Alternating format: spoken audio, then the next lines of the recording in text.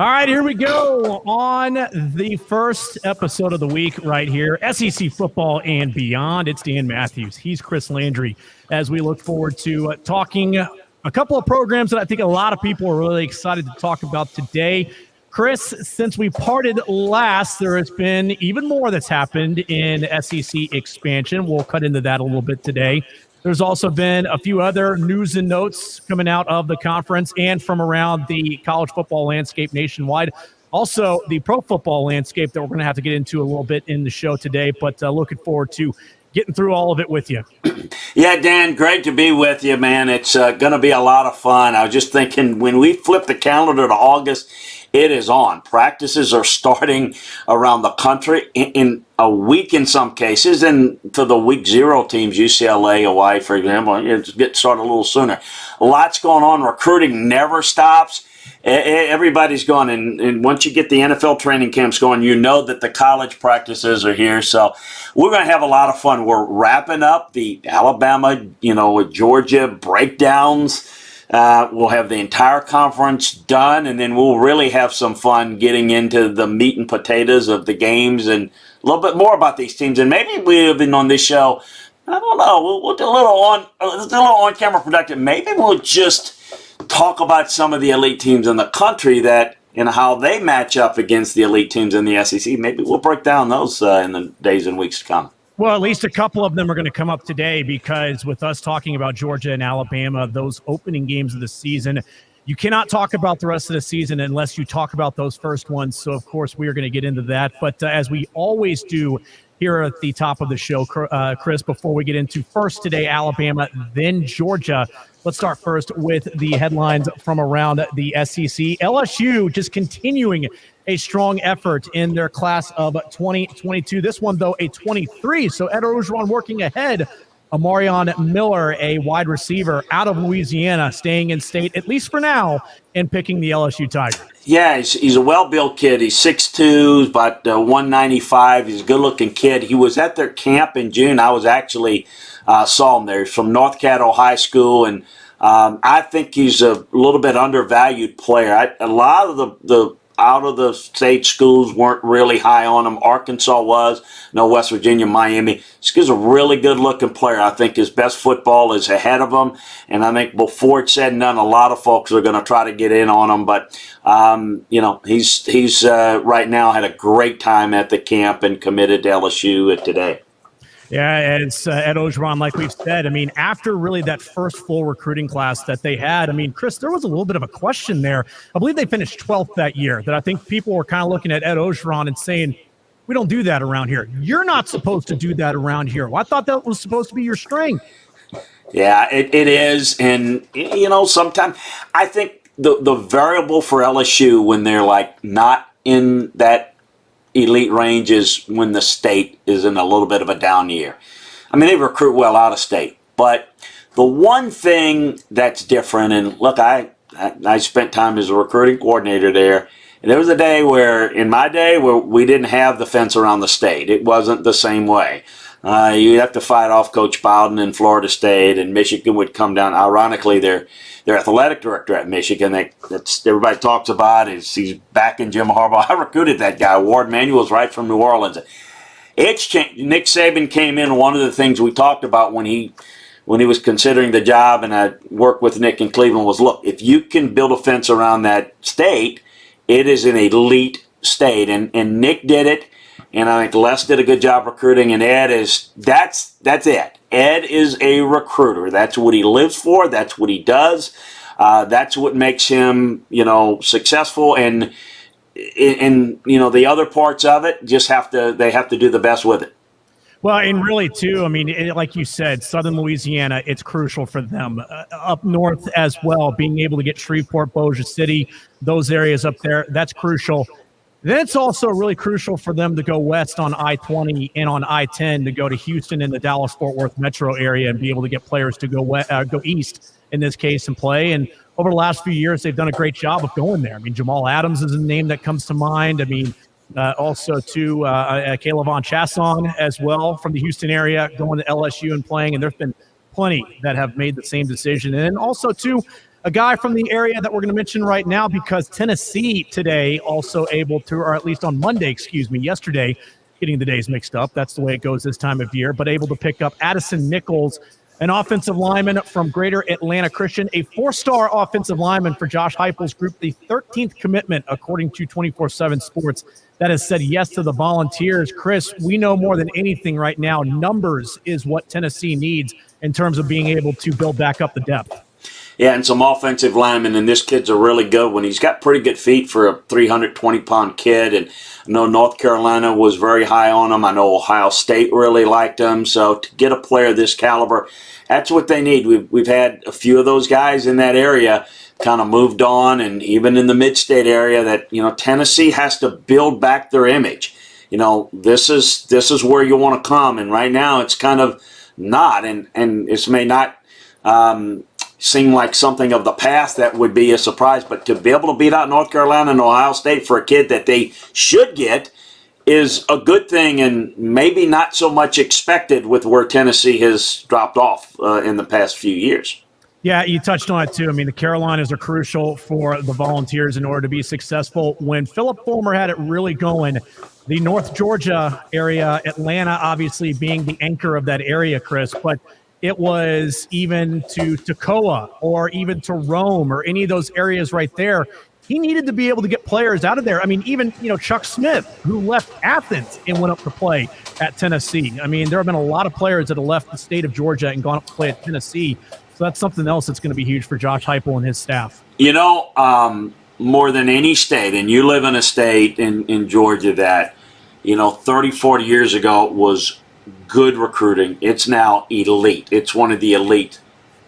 Tennessee, from the time that I was there when I worked for the Titans, Middle Tennessee, they call it middle. Nobody says Central Tennessee. Middle Tennessee, that area. Mid-South, yeah, I heard it all.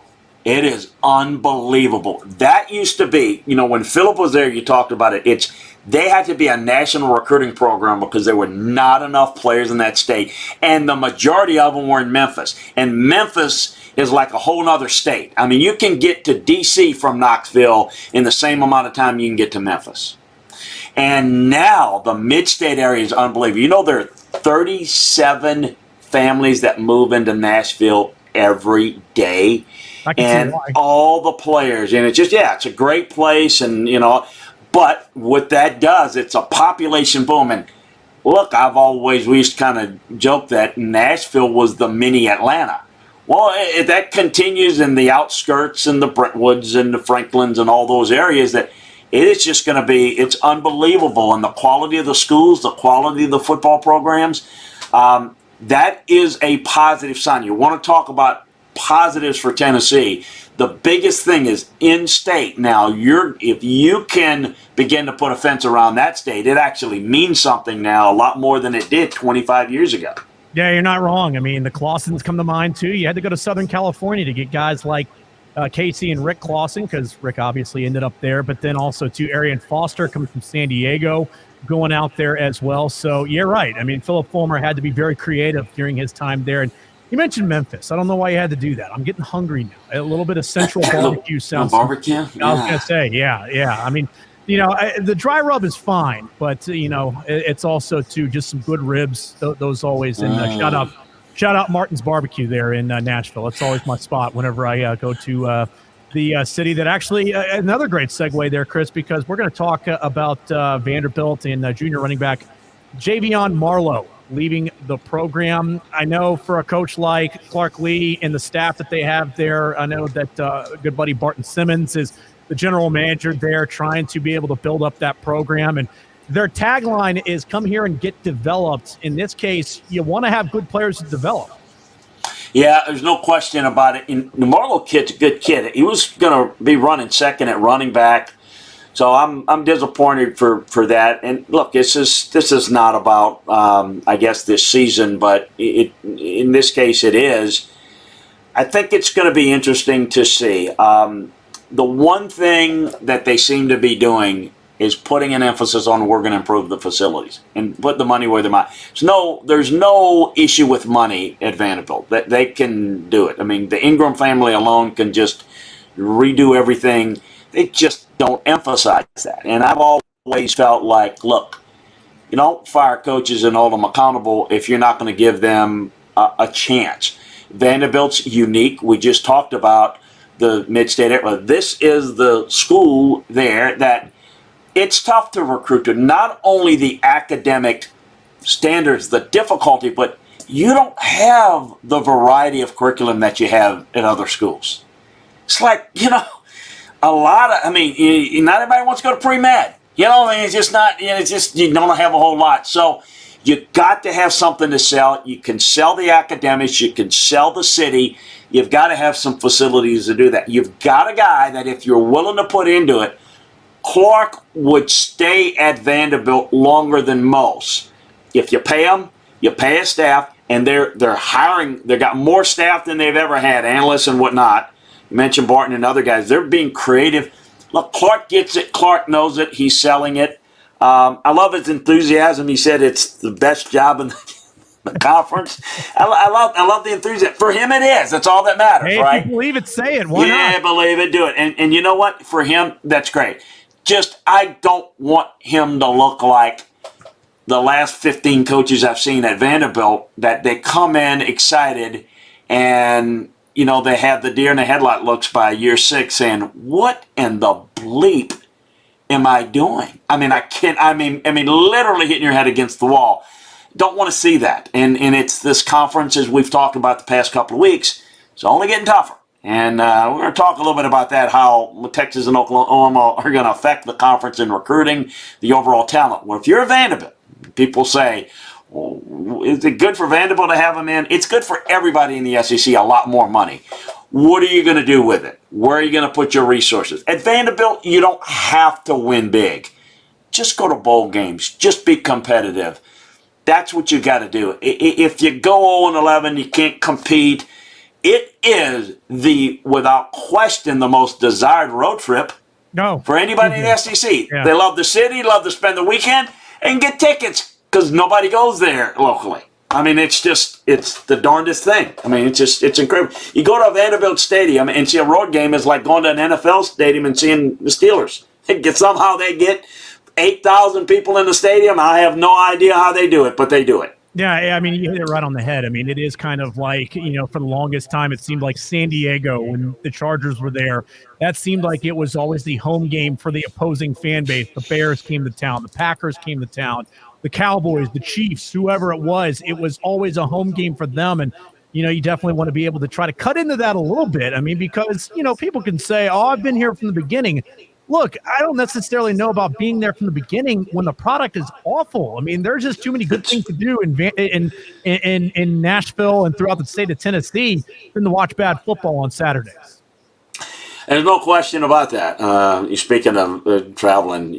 I got to give you this. Your Texas roots. Well, when I was in Houston and went out, I don't know if you quite remember the years but so when I was there, Bud Adams announced that we were going to Nashville. Right. But we played the last year in Houston, and that was the worst because we had the Steelers, the Chiefs, everybody came in, and it was something. It was, the Astrodome loud. You can hear "You suck, Bud" from all the fans, and you could clearly see that it was in row H. You know what it was, but absolutely, that's what it's like at Vanderbilt on the road. At home, it's almost like a semi-road game. Got to change that. Got to give them a quaint, redo that stadium. 50,000. It's great. Support it. That's what they need, and I think that they'll bring a lot of the locals that are not that right now. It's not a Vanderbilt alum. You ain't going to the game. That's just the reality. You got to get some of those fringe people to want to go and say, "Hey, I want to watch Vanderbilt," because right now I want to watch fill in the blank whoever the opponent is. Yeah, you hit it right on the head too. That Nashville is much like Atlanta, where you do have a lot of alums from neighboring schools, where you have a lot of Georgia alums there in Nashville. You have a lot of Tennessee, obviously moving over from Knoxville after they graduate, but then also too, you'll find Alabama alums in that town, Auburn, on down the line. It's a complete melting pot of the SEC there in that town. So I know that Clark Lee and his staff definitely want to cut into it real quick before we get into Alabama to start our breakdowns today, Chris, and that is The formality that is the SEC inviting both Texas and Oklahoma, and both Texas and Oklahoma saying, we're in 2025 legally. We'll see you. Yeah, it's obviously it opens the doors. People say, well, in media, I know you've probably dealt with this all week. Well, are they going to be the 2025? Understand, you've got to write the legalities. The SEC, what do you expect the SEC to do and say, yeah, and we're coming to get them next year? You can't do that legally. When the contract is up, and when our contract is up, we're gonna go. That is code for. And I don't know if you heard it today as we're taping the show. Bob Bowlesby changed, the Big 12 commissioner, changed his tune. It wasn't quite as vociferous about, he didn't threaten to sue anybody today, at least not before noon. And he made the statement that was somewhat ambiguous, but kind of indicated that he's ready to talk. This is going to now go to the next step of the negotiation when you get them in and win. And I would be surprised if they're not playing next year in the SEC. It's going to be interesting this year. To have this 2 more years, everybody has to move on with where they're going to go, including the Big 12.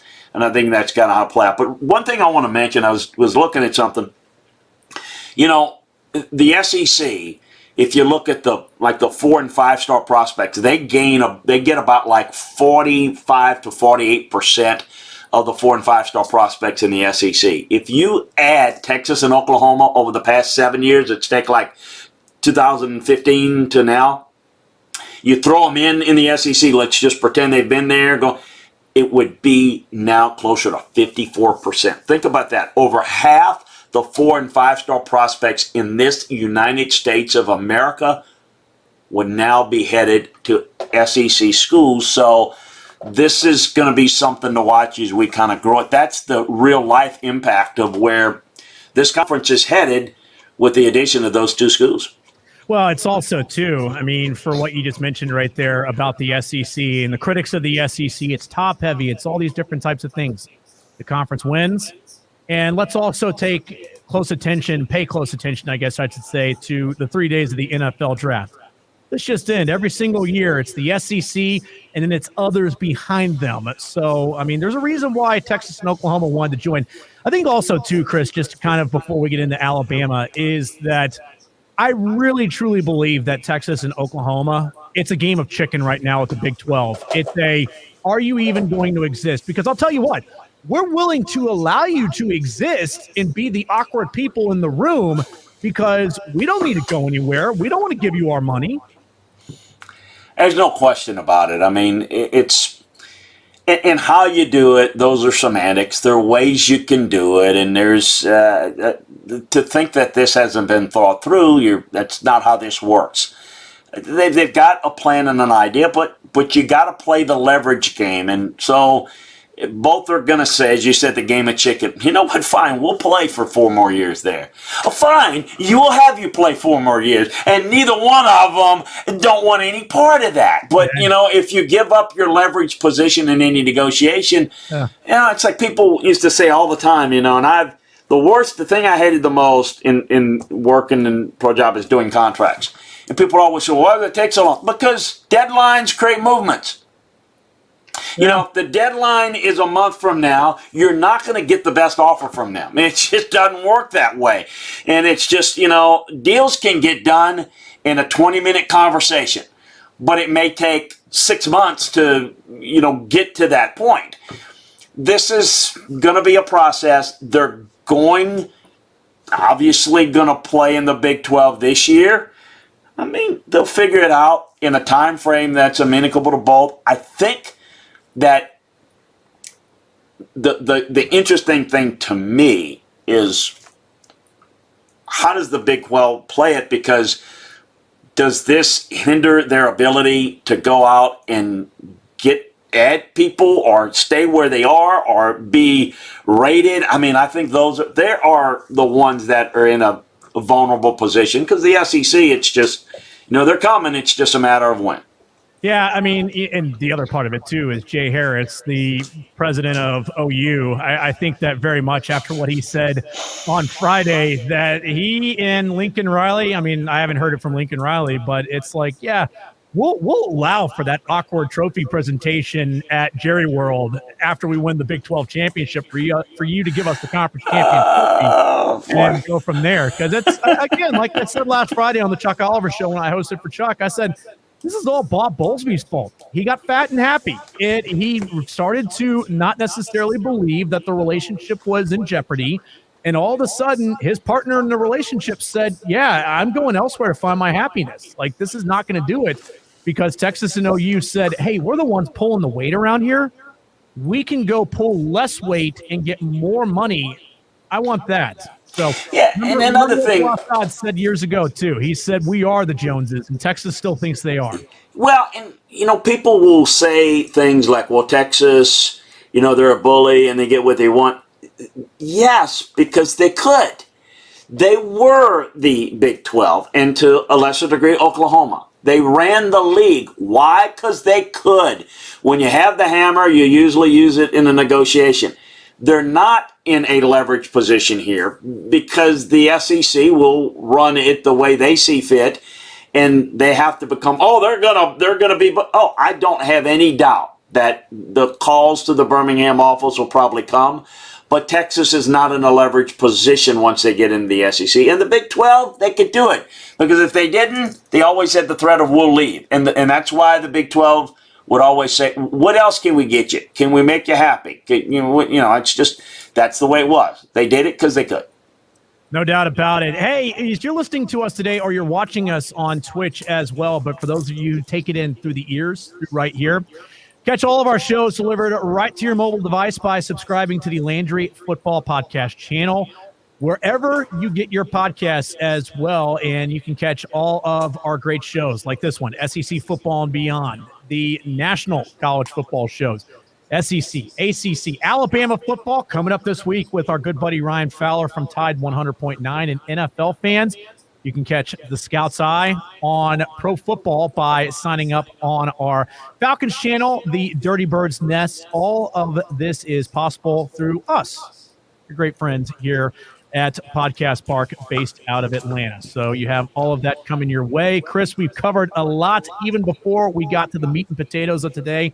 So let's do it right now. I yield the floor to you. Tell us a little bit about the 2021 Alabama Crimson Tide, the defending national champion, Alabama Crimson Tide. These numbers everyone knows, but let it sink in. 6 national championships in 12 years. Think about, and 6 and 14 since Nick's been there, but 6 in the last 12. I mean, how ridiculous is that? Think about that. Think about, since Nick has been at Alabama, 60 head coaching changes in the SEC. 6-0, he said. It's remember this. I wasn't alive when Oklahoma went on their run. Coach Wilkerson. It's been this is something that. You love it if you're Alabama. You hate it if you don't. Whatever. It is something that you just doesn't come around. This is weird. This is unusual. This is going to be an interesting season in that coaching changes. Let's get to that. Well, they're going to make this shit. The message doesn't change. The one thing that working with Nick, I know that what he does with his coaches. You got a Bill O'Brien, Doug Marrone coming in, for example. They have to, because people always ask about this. Well, how they're going to have to learn a new system? No, those coaches have to come in, and the way Alabama calls it, like how they identify things. Nick doesn't make everybody in the building, all the players, learn the new stuff. He makes the new coaches come in and learn that way. Now, it doesn't mean that they won't put wrinkles on what they do, but how they call it. It's a different language when you change it. He makes sure the language and the message doesn't change. So that's the first thing to keep in mind. With that said, I'm wondering how this team will play out. I know offensively they still want to throw it. I still think they have good receivers. More on that in a minute. But I think they may be a little bit more identified, perhaps, with their defense this year. Offensively, got a quarterback that can throw it, got a quarterback with good wheels. They've got some open positions on the offensive line, but I think they'll be really good. I think Doug Marrone will do a great job teaching the run game. He was instrumental, Doug was, in his stops in the NFL. Learned an awful lot, and Sean Payton, who I'm very close with, Sean credits him a lot with really opening up a lot of things in the running game in the NFL. This guy's a really good run game teacher. The running back position will be fine, but it's new names, as it always is. They're really, really talented. Replacing Devontae Smith, well, look, that's difficult, but there's a lot of talent. What is Bill O'Brien going to do? I think he's going to keep a lot of the Steve Sarkisian stuff, at least early. And then how much they do of that depends on how well they're able to execute that. Different quarterback. Mac Jones was very good in the pocket, making quick decisions. I think that Bryce is going to give them more of what Tua gave them. Boots, waggles, outside the pocket, make plays that way. Defensively, I think Pete Golding doesn't get enough credit and gets a little bit too much criticism. When I study them on tape, they get you out of the comfort zone really well. They force you into a lot of shifts and motions that you're not comfortable with. And if they get you off schedule, you're dead. It's done. If you look at their defense, they really you got to make them adjust late. The one team that's had a lot of success offensively against their defense is Ole Miss. And it's because they make, and Lane knows this, having worked there, he makes Alabama have to adjust late in the snap. That's very, very difficult to do. And so you can't communicate it. You're a little late communicate it, so he out-tempos you. And that's why he gets them into a fast-paced game, because it's the only way Ole Miss can compete, right? And most teams that can't run it quite as well, Alabama can adjust pretty well as the game goes along. But they do, you got to get formations, motions, trade the tight end in mismatches. You have to create gaps. You've got to do a lot of that against them. Offensively, this team they scored a touchdown per 11 snaps last year. Every 11 snaps, it was a touchdown. It's the highest in the nation. 30% of Alabama's offense resulted in 10 yards or more last year. They averaged 29 points in the first half last year. Second half, they averaged 19 points because they're bleeding the clock. The offensive formations that they give you, they had 3 Heisman finalists last year. They played against all P5 schedule, yet they allowed one team within 2 touchdowns of them. One team. The offense averaged 45 points a game for 3 straight seasons. Okay, think about that for a second. The premier NFL pro-style grinded-out offense is now averaging 45 points a game. You think about it. Alabama shattered the record for consecutive games of scoring 35 points or more. And that was 24 straight. I think it was Oregon, rather, from like 11 and 12, 15 straight. 24 games in a row they've been able to do that. So those are, some really impressive things that they've done. It started when Kiffin got there, but it was because Saban wanted to identify with it. He saw the rules were going to be a certain way. So let's go about, adjusting to it. You can't beat them. We're going to figure out a way to beat you. So the offense loses 8 starters. Replacing an offensive coordinator, I get all that. But there's still a lot of talent. The defense, the front 7, I think is going to be as good as it's been in a long time. I think LeBron Ray. I think DJ Dale is an underrated player. Mathis is an intriguing player. Like Jordan Battle on the back end. I think it's a deep secondary. I think this may be a little bit more defensive oriented, but let me say this. When people look, Dan, at defenses, and they have to understand that in the modern game, you define good defenses differently. It's about getting off the field on third downs. It's about, in the red zone, forcing field goals. It's not about stopping folks. And if you're going to have a fast-paced offense, if you're scoring once every 11 snaps, do the math. look how many more plays your defense is on the field. You can't help but give up more points. And if you play to your offensive strength, you got a problem. Now, Alabama has a 4-minute offense. A program like Oklahoma that's great on offense hasn't been as good. Can they take that next step? That's what makes Alabama the best of the best. They get the best talent. They develop it the best. They scheme the best.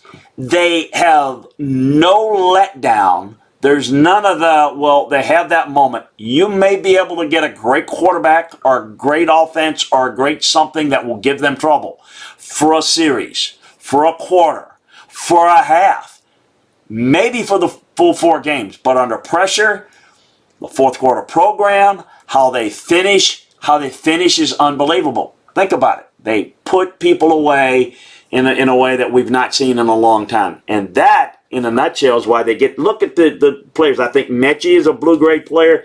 Evan Neal is. I think, I'm looking at everybody's red or blue through the entire roster. That's unusual. You have maybe 1 or 2 and maybe 4 reds on really good programs. You got 1, 2, 3, 4, 5, 6, 7, 8, 9 reds, 1, 2, 3, 4, 5, 6, 7, 8, 9 blues.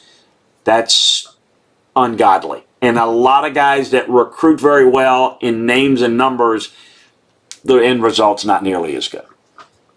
Yeah, there's a lot to unpack there. And, you mentioned Evan Neal. I mean, I think I'm still watching that video of him doing the jump split or whatever you want to call that, that he did, where you're just like, a left tackle in college football is not supposed to be able to do that. I mean, you touched on it too, Chris, with all of the offensive production that they have, is people just ask the simple question: how is Nick Saban able to get this to this point? Got great players. I mean, look, it's one of the things that when I will never forget it, when LSU was going to play against Georgia in the SEC championship game, Kirby Smart was being asked, because remember that season, Georgia had massive struggles offensively in terms of the vertical passing game. And they asked, hey, LSU's doing this. Why can't you do this? And he said, look at the players that they have. Partially, he was right. I think there's got to be a commitment to it, too, because, it wasn't just all of a sudden that LSU woke up one night and Ed Ogeron said, well, I've got Justin Jefferson. I've got Thaddeus Moss. I've got Jamar Chase. I think that it was, you finally found the scheme that fit those guys and you were able to use it and use it well. And for the questions too out there, I think that people have is Bill O'Brien. Is he going to continue this or is he going to be stubborn? Bill O'Brien's going to do what he needs to do in order to make himself a attractive coaching prospect to everybody else in the land. Because let's be honest here, he's at Alabama because of what got him to this point, and that was some terrible personnel decisions in the NFL. I think that probably too, coming off the field and the FUs with the fans in Houston and really kind of how he alienated that fan base, it precipitated for him to need to go to Tuscaloosa and get into the rehabilitation program. But, before we get into the schedule here, Chris, the defense, how funny is it that for the last few years we've talked about offense in Tuscaloosa?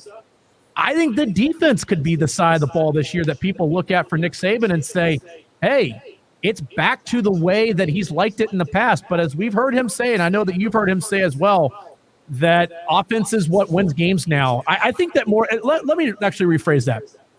Not turning the football over, getting the football back for you defensively, and not screwing up on special teams, along with standout offense, is what wins games now. Yeah, look, the big thing about the game that's changed over, in my time and others is the fact that the offensive rules are so favored, the rules rather favor the offense, that if you don't take advantage of it, I mean, you're leaving money on the table, so to speak. It's tougher. And look, the RPO, by definition, it's not illegal, but it is. Because it's a run-pass option. It's you can't block that fourth downfield. But if it's a run-pass option, you don't know what it is. It's an option. It is great. A lot more rub routes, right? A lot more. Oh my goodness, yeah. So being flagged. And Nick was adamant. Is that where we want the game to go? Is that what we want to do? Well, no, he doesn't. Well, he understands, though, that's the rules. We'll adjust to it, and we will be the best at it. How do we do that? We'll go out and find the guy. We'll bring the guy in. Brought in Lane, a lot of the concepts. But I don't know that people are aware of this, but Lane wasn't running this offense at USC. He was mandated by Nick, look, this is what I want to run. And remember, I always say, you don't hire a coach for a scheme. You hire a coach that can have an eclectic view of either side of the ball and multiply change his scheme. Because schemes don't win, because schemes evolve. And so your ability to say, okay, I'm going to modify that.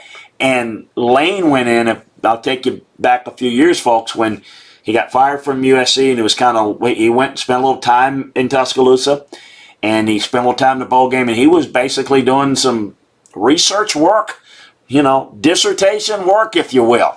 And his mandate was I want to run this, Nick. I want to run this. What can you do? And he put together a binder of how he would do it, and that's when he got the job.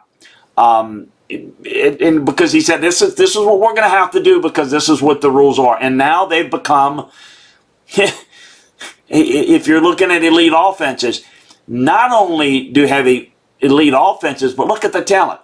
2 quarterbacks go in the first round. 4 receivers in the first round. They're not getting drafted. They're getting drafted in the first round and in droves in a way that we've not seen. I mean, the complete transformation is incredible. Just like it was when you started to see all the spreads. You had the Mark Barron type safeties. Then now you realize, we got to play all these spread. Got to have more corners that are playing stages. So the star position, which is the hybrid, is now the cover guy in the slot that can cover big slots, he can cover little slots, and the Mark Barron type guys who would play there now, he'd be playing linebacker. Yeah, the ability to see that. Yeah, you took the words right out of my mouth, and that's the thing is now, I mean, even the inside linebackers, I'll take you back to a time, even the quote-unquote 3-4 sets, really for the most part, Chris, correct me if I'm wrong, they're not around anymore. It's nickel defense. So you're not having the Teddy Bruschi's and the Ted Johnsons, these massive, 6'5", 250, 260-pound guys. Guess where those guys are now? They're on the line. They're now 270, 280 pounds. And being able to try to get after the quarterback or play the run. That's where those guys are. They're not playing that position anymore. Now you're looking at guys who, at most, probably about 235, 240. That might even be on the high side. Yeah, there's no question about it. And, that they still build their defensive front, and they kind of do a lot of mush rush. They don't allow any gaps, and then they can bring some pressure off the edge, but they don't allow any lanes. In other words, they just make sure they build a wall where a lot of people, penetrate and make plays negatively. He wants you to do your job, create a wall and then create push, which is why a lot of the individual numbers are not quote-unquote flashy, but the defense is so good. It'll be interesting to see. Is it more of that? Do they win more 31-17 games than, the 50? Well, it depends. I mean, it's like, Ole Miss couldn't stop the run. They averaged 19 points in the second half. They could have. Ole Miss led the SEC in points in the second half. They averaged 21 because they were in shootout games. They had to up tempo, throttling it down. Only one team was in 2 scores, throttling it down. Alabama still averaged 19 points in the second half, throttling it down, running 4-minute offense. It's as impressive about what they can do in the run game as much as they can spread it out throwing it. Yeah, real quick here, too, because, you look at this schedule this season for them. Obviously, the game in Atlanta against Miami, that's one that a lot of people believe should be a win for Alabama. We're not going to do the win-loss thing here. The third week of the season, September the 18th at Florida, I think that's more of on Florida that they have to prove that they can win that game. But then you get into a little bit of a tough stretch here if you're Alabama, at least by most people's calculations, it'd be a tough stretch. The second, Ole Miss in town. A lot of people are going to be really high on Lane Kiffin and that offense this year, especially with Matt Corral back, Jerry and Ely, all of the names that are on that side of the ball for Ole Miss. People are going to be looking at that game the following week. Then you go to Texas A&M, which, if I'm not mistaken, I mean, this doesn't have a bearing on anything in terms of the outcome of the game, but I think that CBS already has that marked as their lone night game of the season. So we'll see if it pays off from that regard. But then November, it's always tough. I mean, where you've got LSU, and then you've got it bookmarked at the end with a trip to Jordan-Hare, which we'll see what Brian Harson's able to get out of the first year of him there on the Plains. But we've seen in the past, too, that that's been a tough trip for Alabama. And real quick, before we get to Georgia, too, and wrap this up talking about the Crimson Tide, Chris, I'm sure maybe I can make you laugh with this, or maybe I start a whole new topic, and that is, why do we continue to do Nick Saban's homework for him? Like, why do we continue to give them motivation where it's, some of the people during the offseason, oh, that's a lot to replace on that offense and on that roster for Alabama. This just in, he gets the best players in the country. And he's getting top recruiting classes year in and year out. What was it? 7 straight years of top recruiting classes. And it's that, along with coming off of the regular season prior to 2020, where they had lost 2 regular season games for the first time in over 10 years, of people starting to wonder, are things starting to crack in Tuscaloosa? And then, you get as well, last year, I don't say this to make light of it, but Nick getting COVID, where I think he looked around and said, this is what retirement life would look like if I wasn't doing something on a Saturday? Yeah, no thanks. Yeah, no, he's highly motivated, and I think of all the things that he does, and you try to poke a hole into it, you just really can't, because I think the ability to make every team realize that, look, you, meaning 2021, haven't done anything. Okay, 20 was what those guys did. 19, this is you. Do you want to be the one that makes the standard drop? So what does that mean? It's, living in that moment, making every, be where your feet are. All those things that basically say, just get better today doing what we ask you to do. And that's really the key to being able to get it to that, consistent level to where they can continue to strive with that motivation to be the best every time out, because it's, most people just don't see repeating. In the NFL, it's tough because you lose a lot of players.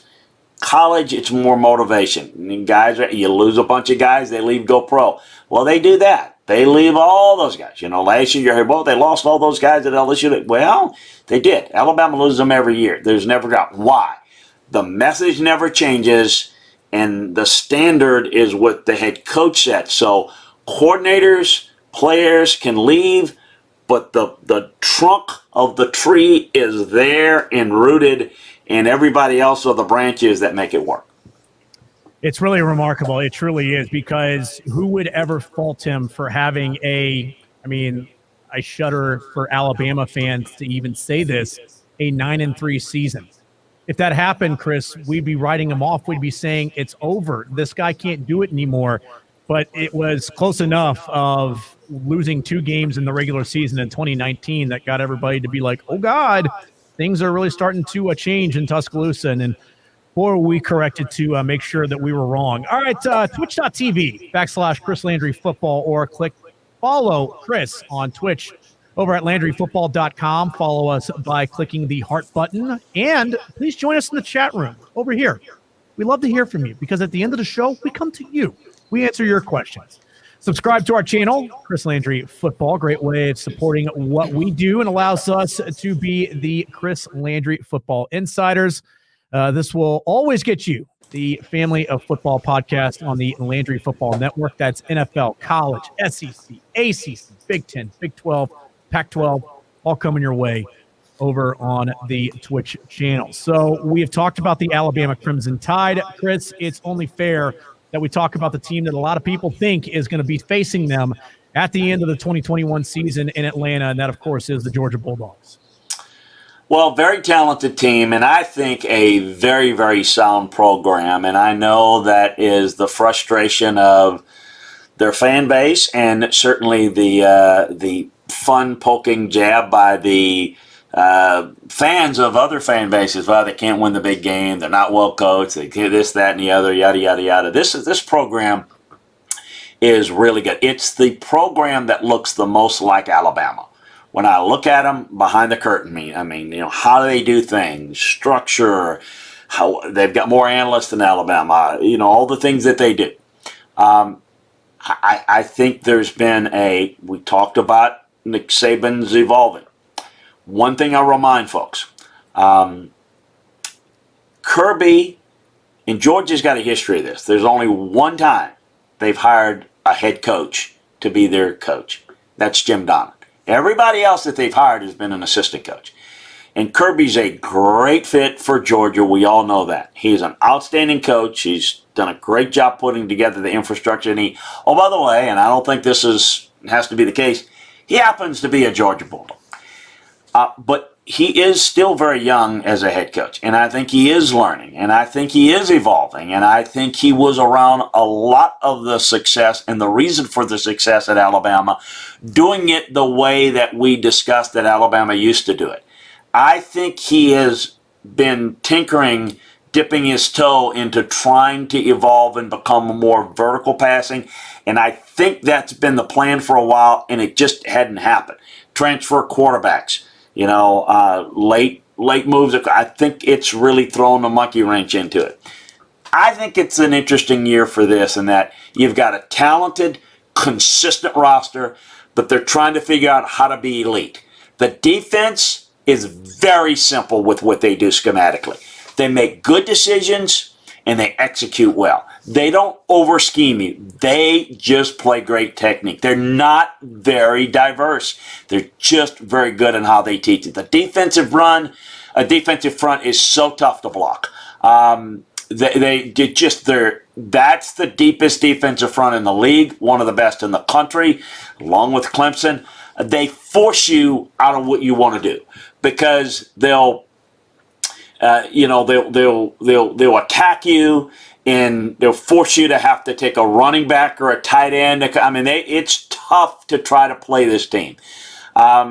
They execute so well, as I mentioned, and they've got such good talent on all three levels that they do a very good job of being able to stifle you. If you get him out of pace a little bit and you get a lead in the past, that's been their bugaboo. Their offensive, evaluating that side of the ball, they can get a little conservative. Why? Because they are not as comfortable with it. People say, oh, guy's too conservative. He'll never do it. You become conservative when you're not as comfortable doing something. When you become comfortable, you begin more aggressive. They take high percentage passes. They'll run it a lot. They'll run play action pass. But for the most part, they've not been overly aggressive. I'm curious to see. The offense has to have more consistent playmakers. They've recruited that. They've got good receivers. I think that you're going to see them evolve and become better and better. They're trying to bring that vertical passing game in, modernize that offense. I think that's been something they've been tinkering with, but I think they feel they've got a quarterback, they've got a receiving core, they think they've got the protection to do it. I think they've seen recent success in talking with them to what LSU did and how they just kind of flipped with Joe Brady. Is Todd Monken going to be able to do that with enough time to implement that offense? I think those are all things that are going to be fun to watch. They're loaded in the running back room. There's got lots of speed at wide receiver despite the spring injuries and whatnot. So I want to see, Pickens and Smith, all those guys kind of develop and be healthy, play like they got a lot of talent there. I think they've got a good tight end, and I'm not talking about Eric Gilbert, who's going to play X receiver. I think they can run two tight end systems. I think they feel like they can, if Eric Gilbert can do what he needs to do to stay on the field, they think they can do some Kyle Pitts type things with him. So we'll see how that plays out and how they utilize him. The offensive line is, I think, well coached, well trained. I think the quarterback position is a little bit better than it has been. The defense had its moments last year, of struggles. There's no doubt. But I like this defense as good as anybody in the country. I think, again, they're well coached. They got a good system. They've got a head coach as the defensive guy. They've got a coach, and Dan Lanning had some interest in the Kansas job. He's probably going to get a head coaching job. But they got Will Muschamp in waiting. Will's a big part of that's going to have, I think, a good voice in a lot of what they do, and maybe given some overseeing of advice. Talent-wise, much like Alabama, a lot of blue grade guys. Davis and Dean, really good on the offensive side. On the defensive side, they've got 3 guys on the offensive line in my book that are blue or red grades. I like Jackson. I like White. I like a lot of the backs. I think are all in the red grade areas, and I think JT Daniels is a team that I don't know that anybody can beat them in the regular season, with the possible exception of Clemson. I think they're gonna have to play down and mistake their way into a loss. Other than Clemson, Clemson can play with them and beat them. I don't think anybody else can beat them. I think it's Georgia stumbling. And so I don't know that they have to beat Clemson to get in the playoff picture, but I think if they do win, we could be looking at 12-0 versus 12-0, although that never seemingly happens in the SEC championship game. But we'll see. I just think this team is really good, but I don't buy in, Dan, of the talk about, well, if they don't win it this year, they'll never win it. That's such a BS. I always said, I heard the same thing. Bobby Bowden can't win a big game. Tom Osborne can't win a big game. John Wooden couldn't win a big game for 11 years. I mean, I hear that all the time. If you're consistently good, it's coming. I think it's coming for Georgia. As long as, I talked about it a little bit earlier, I referenced Lincoln Riley, and he has to understand that being a head coach is more than just running his offense in a stylistic way that's pleasing. He's got to run a 4-minute offense and play to an improved defense. Kirby's got to be a little bit more balanced and play with a little bit more of an approach to where they've got a good 4-minute offense. They've got a great defense. They've got to become more efficient in the vertical passing game, in the 2-minute game, because if they get behind, that's the problem. And if you get behind 2 scores somehow in the second half, you start to press, they're not really that good. They're playing left-handed at that point. They've got to become more ambidextrous in their play. And he's got to work on the offensive part. That's what being a great head coach is. We just talked about Nick Saban. That's what Kirby Smart is hoping to be. To this point, he doesn't have the skins on the wall. But I'll tell you this, I've known Nick Saban forever. Nick had the experience at Toledo. He had experience at Michigan State. He's had experience at LSU. He's experience with the Dolphins. He had a lot more experience. Kirby's got to grow with it, or else he's going to get a lot of criticism if he doesn't win it this year. But I think they're super talented. Yeah, there's no doubt about that. And I think, just kind of to look back on the last couple of years offensively for them, is that you've had the built-in excuses for them not being what people believe they could be this year. 2019, the receivers, you didn't have the talent. And if you did, you didn't necessarily believe and trust in that part of the offense over the running game and also the offensive line. Because that's what Kirby looked at with that team and said, we're going to be able to control the line of scrimmage as well as anybody in the country. And then defensively, I'm going to steal a line here from Manny Diaz when Chuck Oliver caught up with him at ACC Kickoff a couple of weeks ago, where he said, defensively, we got to eat our vegetables. We got to stop the run. Georgia loads up on their vegetables. They do that incredibly well. It reminds me really, Chris, of what the disconnect was for this team at the end of that 2019 season. I remembered here talking with Georgia fans before they took on Joe Burrow and LSU. They hadn't seen this defense. Do what? Stop the run? Okay, so maybe you limit Clyde Edwards-Helaire. That's fine, but you do two things, you don't do two things incredibly well that you need to do if you're going to beat Georgia, at least if you're going to beat LSU with strong defense that year. You got to get to the quarterback. They didn't do that. You got to get turnovers. They didn't really do that. I think those are two things defensively that Georgia has to improve upon this season. I will say this. I know that spring games can be a great fooling influence for you because you look at it and you say, it's a spring game. These guys know each other, so maybe there's a little bit of backing off. Maybe there's a little bit going more because you're trying to win a job. that defensive front, to your point, looked incredibly dominant in that spring game. Now, conversely, you had people who said, this offensive line, there's some questions to answer. Jamari Sawyer is a guy that they were moving around all day during G-Day. I was there that day at Sanford Stadium. I had a chance to see it. Him and Xavier Truss at left tackle, splitting some time. I think that probably the spot for Sawyer on the offensive line is probably left guard. The question that normally would be there, and in the one game that you gave him on the offensive line, Warren Erickson against Cincinnati in the bowl game, played pretty well. And he was taking over for a pretty good player there at the center spot. Georgia's had good centers. I think the good news is for them in that regard, where you've got probably McClendon at right tackle, you got Justin Schaefer at the right guard spot, likely for Georgia this year. But the good thing they're going to be able to do, and I'll throw it back to you before we get into the schedule a little bit, because I've got a couple of notes on that as well, is that in the past it had been if you lost very good players on either side of the ball on the lines, you had to worry about the depth and you had to worry about how exactly are we going to replace that. In some cases, you didn't replace it. When they lost David Andrews, they didn't have an answer at the center spot for quite some time. You were able to get some good play out of Brandon Cublano, but he was undersized. He was not what you needed from that spot.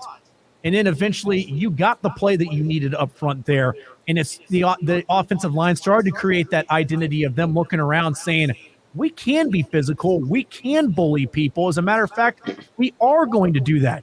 Now I think you're going to be asking a little bit different from them. Like you said, with the offensive passing game, you didn't necessarily have the time to build it up last year too. No spring, no real summer workouts, no real fall camp. And then on top of it, the guy that you were going to go with into the season because JT Daniels wasn't ready, he wasn't ready. And then you had to rely on a walk-on quarterback in Stetson Bennett. And when people thought going into that game at Alabama, this is going to be a great story. For who? Yeah, there's no question. And I think one of the things I'm a big believer in cross-training on the offensive line in the secondary in particular, so that you've got to prepare for injuries. And I think that they've got a lot of talent, but I think it's important. So left tackle goes down, what's the best option? It's not necessarily the backup left tackle. Maybe the right tackle, can he play in another stand? Those are the type of things that you've got to work through, really spring and this time. Look, there's no question that they've recruited well. They're deep enough into the system. And then you've got to deal with situational football. And it's one thing I think that's valid in the criticism of game day. Boy, they were very slow. You mentioned the LSU game. How about last year? Couldn't cover the swing route out against Florida. It just ate them up. Not being able to adjust to that. And that game goes offensive. What can't they do? They can't play that tempo of game. To use the basketball analogy, they can't go fast break up tempo. So how do you deal with it? Well, you've got to become.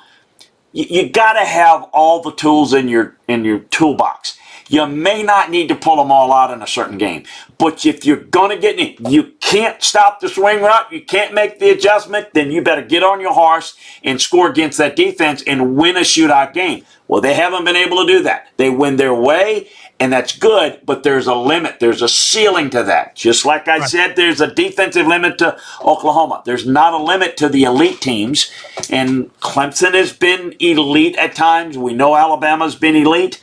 Everybody's chasing that. So Georgia's fine, Georgia fans and critics. They're fine. You want to say they're not Alabama? Hello, no one is. If you're talking, and I know they don't have the title. I know Ryan Day goes another year or two and doesn't win a title. They're going to say, well, what has he done? You know what I mean? That's what people. You think that's good enough around here? Yeah, no, and then the only difference is Kirby's been there longer. But I still think that Georgia is the best program in the East, the best infrastructure, and I think they're the team to beat. But I thought Dan did a really good job against them last year, and we'll see how they respond. Yeah, I mean, in no way would Kirby ever be on the hot seat short of no. complete collapse of a season, which with this roster I don't see happening. But I will say this. It's going to be very important for him to be able to combat scenario number 2 if it comes to that this year. And that is the very first game, September the 4th in Charlotte, Chris, against Clemson. I'll give you the pie in the sky. Scenario number one, you come out of that game with a win. Kirk Herbstreit's on SportsCenter with SVP afterwards, up in the booth talking about it, and he's saying this Georgia team is for real. They've got the quarterback, they've got the defense, they've got the talent. Watch out, college football. This Georgia team, it might finally be time for Kirby Smart and the Dogs. If they lose that game, there's another part of the scenario that Kirby's going to have to battle, which it's going to be the same old scenario. Same old Georgia, can't win. You're going to start seeing the graphics on the opinion shows of him and Mark Richt throughout the first few years. And it's, oh, hey, look at him and Mark Richt. There's not much difference there. And then it's also, too, you're now entering into the high wire act that is college football, especially in the SEC, which the good news is for the rest of the year, no LSU on your schedule, at least until maybe if you face them in the SEC championship game. Same deal with Alabama. You have the crossover with Auburn, but you're a better program than Auburn is right now. You've got Arkansas coming to you. So not all is lost if you're Kirby Smart and you lose that game, because it's going to be tough for the first few weeks if you do start out 0-1 to be able to come out of that corner of people, same old Georgia, all this different types of stuff, because, yes, you absolutely want to have that safety net with this schedule this year and have a chance, like you even pointed out, for the opportunity to maybe go to Atlanta 12-0 against 12-0 maybe. I mean, if you have that and you play against Alabama and say you aren't able to get over that huge mountain that's been in front of you for the last few years, because that's the thing too, is Georgia fans, I talk about it all the time with them. They're the 2004 Red Sox right now. Remember, Chris, that's the thing, is the curse was broken, all of those different types of things. But don't you think that Red Sox fans, it was that much sweeter because they beat the big bad Yankees and finally got over that part of it? Whereas for Georgia, if they win a national title, it's still going to be special. But isn't it going to be that much more special if on the way there they finally said, you SOBs in Tuscaloosa, we told you we could beat you, and we finally did it? Well, and here's real simple. If you lose to Clemson, you got to beat Alabama. You got to win in the rest of your games. Then you got to beat Alabama to get in the playoffs. If you beat Clemson, we don't know how the rest of the thing will play out, but there's a possibility that you could lose that game, still get into the playoffs. Don't know. No way we can start figuring that stuff out now. But I think that game is, look, it's not the be-all, end-all, but it is really important and just going to be a whole lot of fun to watch. That's for darn sure. All right, so we'll get to the mailbag questions here to close out the show here on a Tuesday for you, as we always appreciate every single one of you watching us on Twitch, listening to us as well on the Landry Football Podcast channel. Also, too, don't forget to join Chris and the great crew. Landry Football, LandryFootball.com. All things football from the coaching, scouting, administrative perspective, high school, college, pro, player evaluations, as you just heard Chris give you on the show today, talking about Alabama and Georgia, coaching, draft, recruiting, games, one-stop shopping football. I'm a subscriber. Chuck's a subscriber. Everybody should be a subscriber if you're a football fan. The Twitch shows, like we threw it out there as well. You can also follow Chris and the crew over at Landry Football on Twitter at Landry Football. Chris, something too that came to my attention as saw as we did the SEC notes earlier. I did not see this earlier, but it is massive news, and I'm sure you probably saw it as well, where Miles Brennan apparently at LSU practice. I'm not sure if it was at LSU practice, but as they are getting ready for fall camp to start at the end of this week over in Baton Rouge, left arm injury, surgery required, timeline for return unknown at this point. That's what. Yeah, I did. In fact, it was good thing I remember to put the phone on the silent. Sometimes I makes that, but yeah, I kind of a little bit distracting to see it, and it's disturbing and it's frustrating. It's just heartbreaking, This game is not. It's not fair. It's the injury factor is something that you can't get away from. It's a young man that's worked really hard to get back. So I'm crushed. Really, I'm crushed for him. So very tough news, and we'll have more details about what's happened. And he just, again, it's not a fair game. That's for sure. just really, really tough to see that happen to that young man. And I don't know enough of the details yet. We will, and we'll certainly be able to talk about it, I know, on the Thursday live taping of the Friday drop SEC football and beyond. Yeah, I mean, incredibly unfortunate because I think for a lot of what happened last year, look, I'm one of the people who, after the way that Max Johnson played at the end of last season, Chris, said that's his job. He's got to have that job. But then I kind of stop and think about it. I'm like, Miles Brennan didn't do anything to lose that job. As a matter of fact, you would say he did everything to keep that job, even with the opportunity coming back from the abdominal injury that he had last year. And here's the thing, too, that I said was going to be the case coming back from that injury last year. You're telling me that offensive, defensive linemen, the guys at the toughest positions on that team, Chris, weren't going to look at that guy and say, he's tough. I can get behind that guy. Oh, yeah. He's tough. Yeah, no question about it. No, it's really, really tough. And it's emotional. It's emotional for teammates. It's a family. And you see a guy go through all that to fight back and to have this happen again, it's very, very difficult. And I always look at it as a coach. Now you're sitting there, okay, because your backup quarterback's one snap away from being your starter. So now, Garrett Nussmeier, we like him.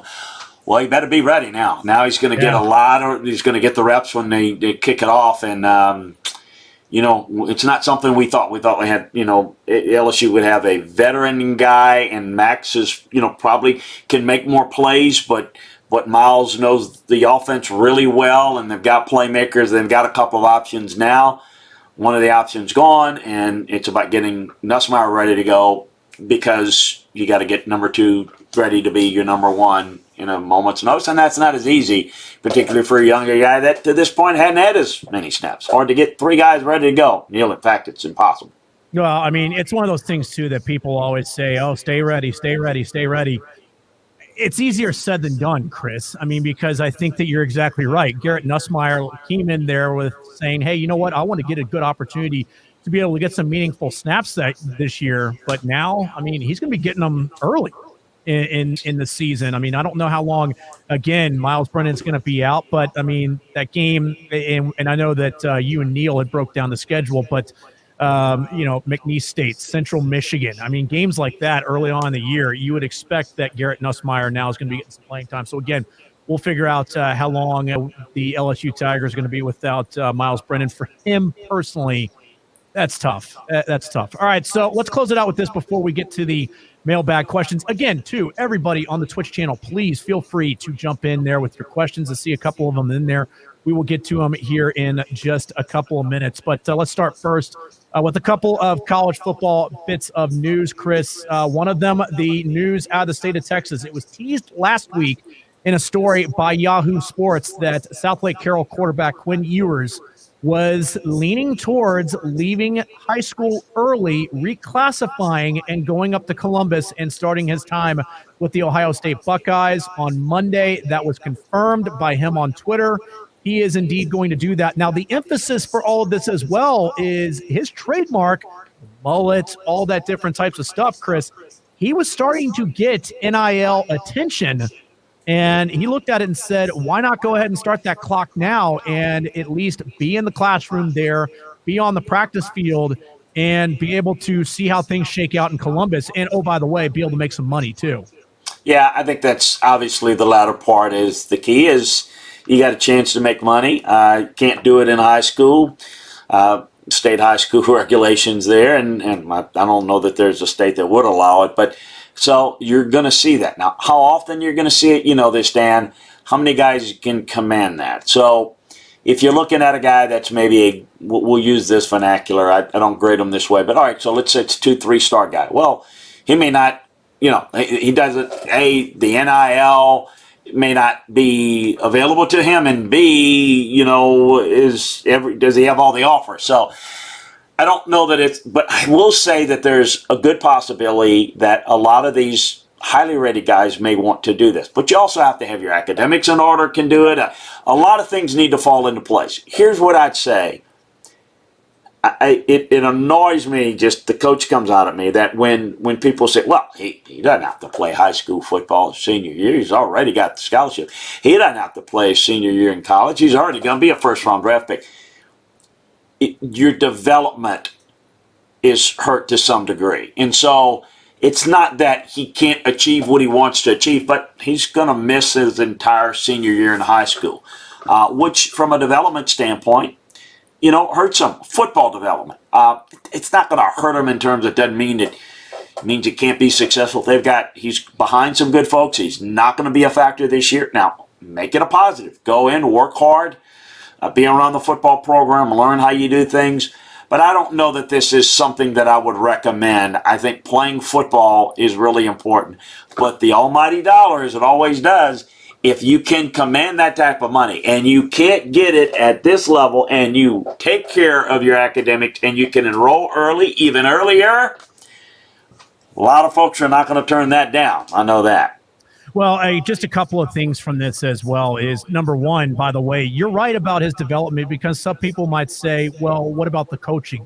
He's got really good coaching at South Lake Carroll. Riley Dodge, who was, of course, his dad, Todd Dodge, who, by the way, is still a good coach in the state of Texas and is now coaching with Quinn Ewers going on to the next level. According to 24/7 Sports, the number one quarterback in the country in terms of high school prospects coming out, and Cade Klubnik out of Austin Westlake High School there of deciding to go to Clemson after his high school days are done. But Riley Dodge, a very good coach, so he still would have been getting good coaching there going into this final season. And I think the other part of this as well is, really quick before we move on to our final college note before we get to the NFL, is that I think that with things like this, it becomes a status symbol. And it reminds me a little bit of I'm opting out of the bowl game. I'm good enough to not have to play in this bowl game. That's what it is, because I could use the COVID example. COVID, it was personal decisions that had to be made. I get that. That's why I'm not going this route with it in terms of the decision that was made. But let's look at a guy like Jamie Newman, who made the decision to not play last year and made the decision to try to let it ride. And he went to the Senior Bowl, played terribly at the Senior Bowl, did not look good during the practices, did not look good during the game. That hurt him when it came to draft prospects. So I think that what I'm really getting at, more of just using that as an overarching example, is that just because the money might be there for some players, you really need to hope that a lot of these kids have a good support system and enough smart people around them to say, hey, if the money's there, it's kind of like what we see in Major League Baseball, the draft, Chris, where if kids are getting life-altering money coming out of high school, don't you dare step onto a college campus, especially if you're a pitcher.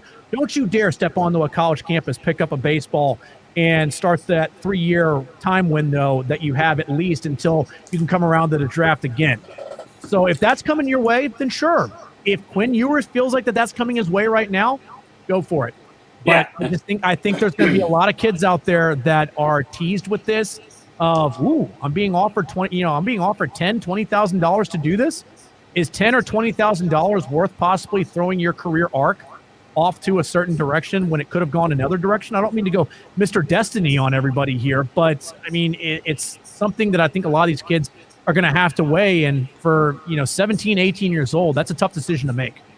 Yeah, no, I think the individual name, image, and likeness viability is going to be directly correlated to how well you are as a football player and how developed you are. I think eventually my thoughts have always been that we're going to have a lot of programs that make sure that money is funneled to everybody on the roster. But is it enough for guys other than the elite guys to come out early? I don't know. So much of this we don't know, and we're going to say, wow, watch this, look at this. This we didn't. Well, unintended consequences, things that we thought might happen but we weren't sure. We're in a new world. Things are changing, and like it or not, it's upon us. All right, so let's move on to our final national college football note that we have here, and that is defensive back Jaheim Singletary decommitting from Ohio State. The Jacksonville product is back out there, Chris. A lot of people believing that there is a chance that Kirby Smart in Georgia might be able to sneak in and bring in a very good player. Yeah, he's really, really talented guy. He's got some growth room, too. I think he can be one of those big cover guys that, very, very effective in press man coverage. He had a great visit over at Miami. I talked about T-Rob, Tavarius Robinson. He's got a good relationship with him. He's visited Florida. but Georgia's is a team to watch. There's no question about it.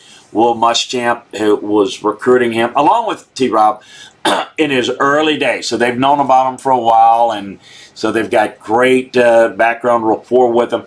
I think with this happens a lot. This is a kid, as you mentioned, from Jacksonville. And Ohio State's great. You go, and it's great, and it's fun, and it sounds good. The closer it gets towards the time, you realize, are there options closer to home? Can I get everything I could get over there and get it closer? Right. It's one thing to say, and I think this is what's happening here. We'll see how it plays out. We got to December, but I think Georgia's in the best shape of anybody based upon the fact that it's the best program recruiting him that's got a good, strong relationship. I think Florida is a great program too, and Miami's good, but Florida in particular. I don't know if there's that built-in trust relationship on the Florida staff that there is with Georgia, but who knows? You never know in recruiting. Yeah, Jamiel Adai is the primary recruiter, at least according to 24/7 Sports. So we'll see if Georgia is able to add to, and always, year in and year out, strong recruiting classes that Kirby Smart and his staff are able to pull in. A couple of NFL notes here, as this is SEC football and beyond. So, of course, this is the beyond part, along with the national college football notes that we just went through. But Carson Wentz, injured. I know a lot of people saying, yeah, what a surprise. 5 to 12 weeks, Chris, according to reports, on that foot. Going to have it surgically operated on. Jacob Eason right now, likely the starter, according to Frank Reich. Well, on the roster, I don't believe the guy starting for the Colts this year is on the roster. I think they're going to make a move, probably, and again, you lose, talking about leverage, you use leverage position, but I would think they're going to make a run at somebody like Nick Foles. I don't think the Jacob or Brett Hundley or Sam Ellinger or any of those guys I don't think any of them are going to be their starter at the start of the season. Tough break, pardon the pun, but I think they're going shopping, and we'll see what happens there. But yeah, I think right now, in camp you get guy Jacob, go at it, see, make them change their mind. You can go and trade for somebody, do something. I think you need to do that anyway because you got to have a pretty good team. Hey, go win it, Jacob, and be better than anybody we bring in. That's what we hope. I don't know that hope is not a strategy. So have a dual plan. Go get somebody that you can turn to, and coach this guy up so that maybe he can be the guy, and we'll go from there. And finally, here too, another NFL note: the Buffalo Bills, maybe the future known as the Austin Bills. Bills Mafia is saying, say it ain't so, man. Western New York cannot lose the Buffalo Bills, but we see this time and time again that whenever there is posturing for a stadium, it's always, well, if you guys don't want to pony up the money for us to stay here and move out of the stadium, there's other people who are willing to do it. You talked about it. You were even part of it, going from Houston to Tennessee when the Oilers moved. Yeah, I was, Cleveland for a while before they went to Baltimore. So I promise I didn't have anything to do with it, but just bad luck, I guess. I don't think it's strictly leverage play. I don't know. We always thought that the leverage play will always be north of Toronto because there's about, and I hadn't checked in a while. I think there's about 8,000 or 10,000 season ticket holders that come down from Toronto for every Buffalo game. There's a big contingent there. Look, the Pagulas are going to put up money there, but again, they're going to try to squeeze as much money out of the local and the state to help them to fund this. I don't see them leaving Western New York. Definitely don't see them in all. That's the thing about it is, there'd be another play there if there was legs to it. I don't see any legs to this at all, other than a leverage play that I'm not sure anybody's buying. Well, and by the way, if they really were in love with Austin, I can tell you, they ain't moving. The one thing, Jerry Jones may not be big in terms of being able to make decisions in football-wise. He has got a lot of power. There is no chance in hell, pardon the French, that anybody's moving to Austin or anywhere near it. They ain't moving to San Antonio. They ain't moving to El Paso. They ain't moving to anywhere in Texas, because Jerry is very, very powerful and big into that part of it. I've seen him work in owners' meetings on that. He's good at that now. He's not maybe good at some of the other things that he likes to be known for. He is really good at that. That ain't happening, I can tell you that. I will tell you, too, from my experience living in the state of Texas, that Sundays in Texas, Austin, San Antonio, that I-35 corridor right there, it's silver and blue for the Cowboys. Yeah. Very much. I mean, the local TV markets there in large cities too, Austin and San Antonio, Chris, they treat it like the Cowboys are their local team. Their sports directors are on the field doing stand-ups from AT&T Stadium or, MetLife or wherever they are around the country, as, this is now Cowboys Tonight here on the Fox affiliate there in Austin.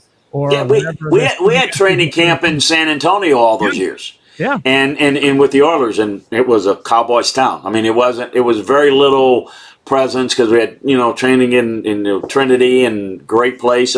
It's definitely Cowboys country. You are absolutely right. Yeah, Alamo Stadium. I always heard about those training camps there in the old days of the Oilers. So let's get to the mailbag here really quick. Nola Jack is, we just got off the NFL topic. I guess he wants to get in here with John Johnson. How huge a loss is that for the LA Rams? How huge an addition is that for him to go to the Cleveland Browns? I think it's not a significant loss, but it's a loss, and I think it'll be positive. In fact, I'll get into that and a couple of other things scheduled on the Scouts Eye podcast. Nola Jack, I know, being a big NFL fan, you're going to want to make sure that you sign up for that. So make sure you do that. If you didn't hear, you can go to the Falcons channel, the Dirty Birds Nest, and sign up. So make sure you get that. But yeah, I think it'll help. I don't think it's a overly significant move, but I think it can absolutely help the Cleveland Browns and hurt the Rams a little bit less than it'll help the Browns, if that makes any sense. This from Woodshed King. Chris, how do you think Bill O'Brien and Doug Marrone would fit together in these roles with a different head coach? Obviously won't be problems working with Nick Saban. Well, Bill and Doug will work well together because they work together at Georgia Tech. They're good friends and they see things very, very well. Now, if you're, just for an example, and we just talked about a little bit and alluded to it in some of the LSU discussion, Ed, great recruiter, but he's been hit and miss with assistant coaching hires, right? Well, the reason is Ed's, when they make an assistant coaching move at LSU, the message changes. Coordinator comes in, calls it his own way. Last year, Bo Pelini was an example of that. Matt Canada a few years ago. Linehan to a lesser extent last year on offense. Got to blow out those guys. And the message changes. Everybody's confused. It's chaotic because you don't have a head coach that's a real strong football-centric guy. So if you took a Bill O'Brien and Doug Marrone and they were put into a situation where they were quote-unquote, and even in the case of LSU, we're told, Bo was, Matt Canada was, that you run it, we'll deal with the head coach, the administration. That's a disaster waiting to happen. If they were in that situation and had the control, sometimes that could rub people the wrong way. Look, assistant coaches respect the authority of the head coach, but if that head coach is not really good and they don't have a lot of respect to the football acumen, it's not the same thing as one guy going into the room and saying, I don't like what we're doing on offense or defense, whatever the case may be. And, the way it happens, coach, this side of this stuff, coach, how would you like to run it? Well, if you're answering, I don't know, but this ain't working, you got no respect there. Well, what the bleep do you want? Then I'm going to run it the way I think. Tell me you don't like it. I can try something different. You've got to, as a head coach, be able to go in and say, that not what I want. This is what I want and how it needs to be done. And if you don't have that type of football acumen, it's a problem. So, to answer your question in a long-winded way, it depends upon what coach it was and what type of respect and authority that guy has. I mean, look. Did you watch Dabo Swinney in the bowl game when Tony Elliott was out with COVID in the not the bowl, the playoff game? Yeah. I mean, Dabo, God love him, he's out there with the play sheet like he's looking at a Chinese menu. I mean, like he was trying to decide whether it was going with the mushu pork or sweet and sour chicken. He had no clue. It's part of why they were disheveled in that game, too. Because Dabo's never been a play caller. That's not what he does. Oh, we'll run the same. Yeah, you run the same offense, but you don't have, and it's not as bad when you just have the play call because at least you've got the installs. But the knack of knowing how to set up plays and all that, you'll lose that art. So, yeah, you can't fool guys in the assistant coaching room. You can go into a press conference, I hate to say it, fool a lot of media and the fans about what you know and, well, we ran this coverage and we did that and not really know. The coaches sometimes they'll snicker. Assistants will say, you didn't have a bleeping clue about what we were trying to run. So it does have an effect. And that's why I think if your head coach is not the most respected and best football coach in the room, I think it can be a problem. And people say, just hire him for recruiting, hire him for this. It doesn't come off that way. It's a hit or miss, and there's rarely any consistency to it, and that's a problem. All right, one final one before we get out of here. Again, from Woodshed King, as if we didn't get to you this time, we'll get to you next time. But Jordan Davis, potential to be a dominant player in the NFL. How do you see him? I don't know about dominant. I think he can be really good. I think he's got the ability, got the explosiveness athletically to be really good on the next level. Time situation is certainly going to be key for him as it is in other of those cases. As I just saw Kev Bolargo get in. Yes, Kev's a good friend. Yes. There we go. 33,770. Chris, interested in which programs are investing in NIL infrastructure to boost recruiting? The big ones. I mean, we don't have time to go a bunch of, but yes, all the ones that you would think, all the ones I was talking to somebody today that they're going to have like an NIL division. All the big power ones will have it. Right now, Kev, it's as you can understand, how do we do it? I mean, what is this all about? Right now, I got, and I know nothing about it, but I got a call from somebody, one guy in Florida and one guy in Texas, they're starting marketing companies that are going to sign players, and I guess they're going to pay like advertising, hopefully with us at some point, but we've talked about that, to get, because a lot of these guys are going to do social media and what have you, so it's very involved. So what the schools are going to want to do is help the players get attached to the right folks that can help them maximize their name, image, and likeness. So it's going to be a department like everyone else, and the ones that have the biggest incomes, and you know what they are. You don't need me to run them down for you. Those are the ones that are going to do it the best. And if you're not involved initially, if you don't buy into it, David Shaw, I get it, you're going to have to figure out that if you don't do it, you're going to be recruiting up against others that are. Because 5 years from now, when they go in and they're not just telling you about their graduation rate, they're telling you about, oh, by the way, here's the average of what our guys making in name, image, and likeness. See Nick Saban dropping in the to the Texas high school coach. He just dropped it, and then literally he dropped it, and then he dropped it. Meaning, let that sit there and marinate out there. And it's like in the Pac-12, they're talking about it. Yeah, of course. You know, Kev, you know exactly how this is going. The big time programs are going to be on top of it. Yeah, I mean, like I said, you've known Chris for Nick for years. But by the way, you say a prayer for Kev. He's a big Syracuse fan, so we're big Syracuse fan, big Giant fan. We're pulling for him. We're hoping for him. We keep him in your prayers there. Well, thanks, Kev. If he's a viewer and listener, yes, then obviously he's a friend of ours. So definitely we'll do that, Chris. Really appreciate the time, as always. Thank you. It's great to catch up with you, as we'll come back at you on Thursday, as well as at the end of this week, too. By the time that people listen to the recording that we do on Thursday and the show that we have coming up on Friday, there's going to be a lot of fall camps starting up, so we have that to look forward to as well. Hey, folks, we're just getting started. Just so thrilled to have Dan here with me. We're going to be breaking down the SEC.